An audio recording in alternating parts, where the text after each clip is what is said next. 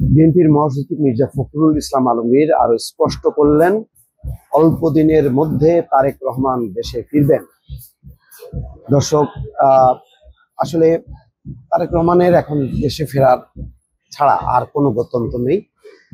এমনিতে একটি নির্বাচনের আবহ তৈরি হয়েছে, তার মধ্যে তার নামে সমস্ত মামলা ইতিমধ্যে প্রত্যাহার হয়েছে, বাতিল হয়েছে। ফলে আইনগত দিক থেকে তারেক রহমান এখন মুক্ত, তিনি দেশে ফিরবেন।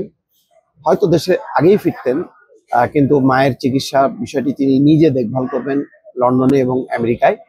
যদি মাসখানিকের মধ্যে হয়ে যায়, অথবা সেখানে যদি মায়ের একটা দীর্ঘস্থায়ী চিকিৎসা লাগে, তাহলে হয়তো একটা ব্যবস্থাপনার মধ্যে সবকিছু ঠিকঠাক করে, যেহেতু তার স্ত্রী জুবাইদা রহমান তিনি নিজেও চিকিৎসক, ফলে হয়তো স্ত্রীর ব্যবস্থাপনায় রেখে তারেক রহমান দেশে ফিরবেন।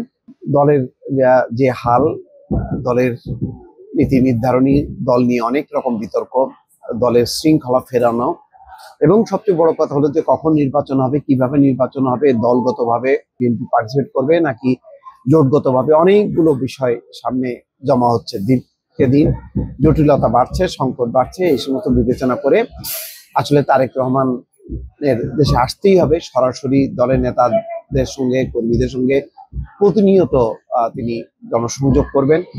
ইতিমধ্যে আপনারা জানেন যে তার জন্য একটা নিরাপত্তা ব্যবস্থা সম্বলিত একটা বাসভবনও খোঁজা হচ্ছে, হয়তো সেটি ইতিমধ্যে রেডি হয়েছে। সেই কারণেই ফখরুল ইসলাম আলমগীর বলছেন যে খুব অল্প দিনের মধ্যেই তিনি দেশে ফিরবেন। সব মামলা থেকে মুক্তি পেয়ে অল্প কিছুদিনের মধ্যে বিএনপির ভারপ্রাপ্ত চেয়ারম্যান তারেক রহমান দেশে ফিরবেন বলে জানিয়েছেন দলের মহাসচিব। সময় টিভির অনলাইনে এই খবরটি বলা হচ্ছে। বৃহস্পতিবার রাজধানীর গুলশানে বিএনপির চেয়ারপারসনের কার্যালয়ে খালেদা জিয়ার বিরুদ্ধে করা প্রতিহিংসামূলক মিথ্যা মামলার উপর লিখিত রাজবন্দির জবানবন্দি শীর্ষক বইয়ের মোড়ক উন্মোচন অনুষ্ঠানে বক্তৃতায় তিনি এই কথা বলেন। ফখরুল ইসলাম বলেন, বেগম জিয়া আন্তর্জাতিকভাবে যে সম্মান পেয়েছেন তা ভাষায় প্রকাশ করার মতো না। কাতারের আমিরের প্রতি কৃতজ্ঞতা প্রকাশ করছি, তিনি বিনা সংকোচে এয়ার অ্যাম্বুলেন্স পাঠিয়েছেন। ব্রিটিশ সরকারকেও ধন্যবাদ। কোথাও কোনো বাধা পাননি বেগম জিয়া, যেখানে যা চেয়েছে তাই পেয়েছে বিএনপি। নতুন করে ক্ষমতায় টিকে থাকার জন্য অশুভ প্রতিযোগিতা তৈরি হয়েছে উল্লেখ করে বিএনপি মহাসচিব বলেন, হাসিনা পালিয়ে যাওয়ার পরও কেউ কারো বিশ্বাস ধরে রাখতে পারছি না, ঐক্যের জায়গা ধরে রাখতে পারছি না।